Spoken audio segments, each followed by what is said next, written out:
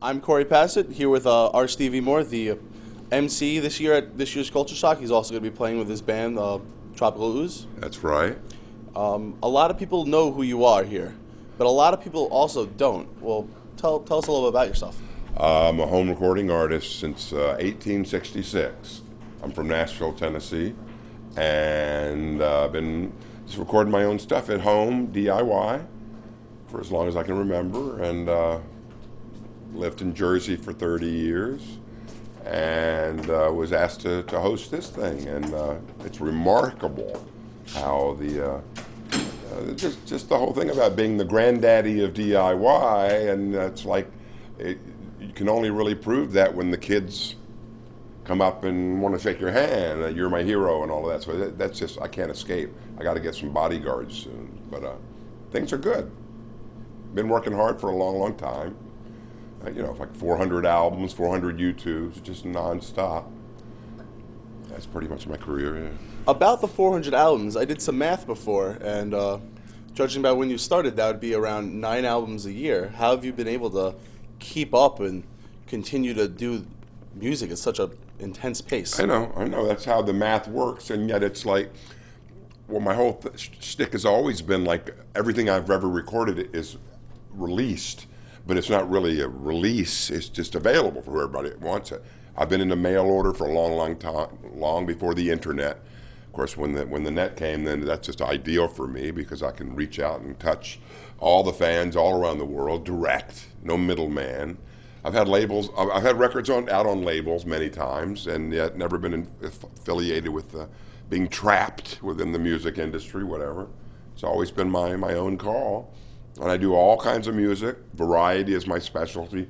Diversity, to where every one of my records sounds like a mixtape. I can't help it. I hate trying to be compartmentalized by punk rockers or by, you name it. But as far as the quantity, because everything I've ever recorded is valid, I can't really. I have compilations of what people think are my best work, but that's why it's so many albums. Because after a certain amount of time, it's redundant to try to think, well, these things aren't worthy of release. Everything is worthy of release.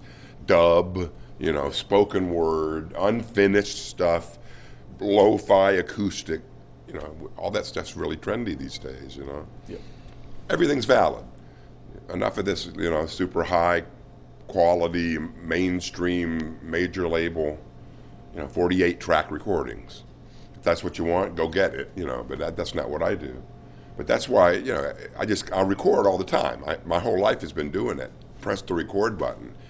And it's not like, well, this stuff is cutting room floor, unacceptable. It's not like that at all. So, that stuff is the best stuff of all. And I've been a long time record collector and music historian. There's nothing better than capturing a bootleg of somebody at home, one of your heroes, much better than his Columbia record or whatever. Who were some of your influences way back when? Runs the gamut, A to Z, but it's virtually progressive pop. It starts with the Beatles and all the way up into the 70s, and Beach Boys, Brian Wilson, Frank Zappa, Jimi Hendrix. The list is endless. And then 70s. I've always been at the cutting edge, the forefront of the latest new trends, and the David Bowies and the Sparks and the Roxy Musics and all of that, and the Nirvanas, and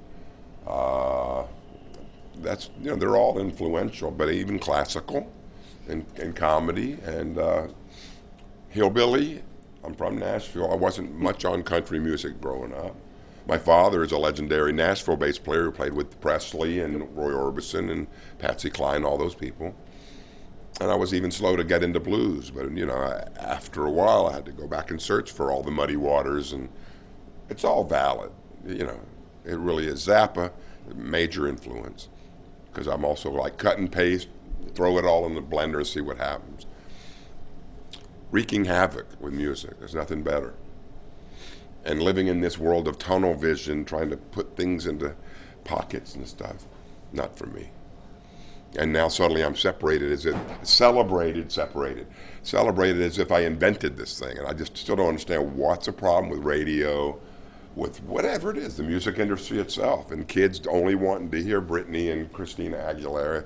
It's nonsense. When I grew up in the 60s, we had AM radio was playing all styles, whether it was British Invasion or then the psychedelic stuff happened. But I was brought up on 45s, like, funny little comedy records, as well as Elvis and all the forefathers of rock, Chuck Berry and stuff. I just don't understand the problem with, and it's like that in all the arts, to where, everybody's trying to find the most marketable thing. It's bullshit. What are your plans for the future? Well, my future has changed dramatically in the last 6 months or so. I lived in Jersey for a while, struggled, did some gigs, had some records come out around the world, still did my home thing, CD club, mail order, PayPal, all that. And now I've moved back to Nashville, my own hometown, because of personal problems. And ironically, moving back home to Nashville, things are exploding around the world and on the internet, having nothing to do whatsoever with being in Nashville. I'm having to buy plane tickets out of Nashville just to fulfill obligations. So things are good. And the visibility is getting much better as far as whatever it is I am to these kids, It's a legend. It's very much so. But the struggle continues, and I haven't been big with gigging over the years, but now things are really falling into place. I got a brand new band, Tropical Luz, Brooklyn guys via Texas, and they're just, screaming freak out, just loving doing the music. So it's been great fun. And there's a world tour ahead. I've never been much for traveling. I got special needs. I don't like to be out there without somebody holding my hand, making sure I'm okay and protected and stuff. But that's cool. I don't need to apologize for that anymore because I have an excuse. When's your world tour starting? Well, it's hit and miss. It's still under construction. Some West Coast dates. We got Paris. We got Prague. And the East Coast. Who knows? What are your final thoughts on this year's Culture Shock, though, and emceeing and all that? Fantastic. I'm having a blast. I'm loving every band I'm hearing. There's a lot of originality. Without the originality and creativity, we have no hope for the future. But I'm loving it. People are so sweet.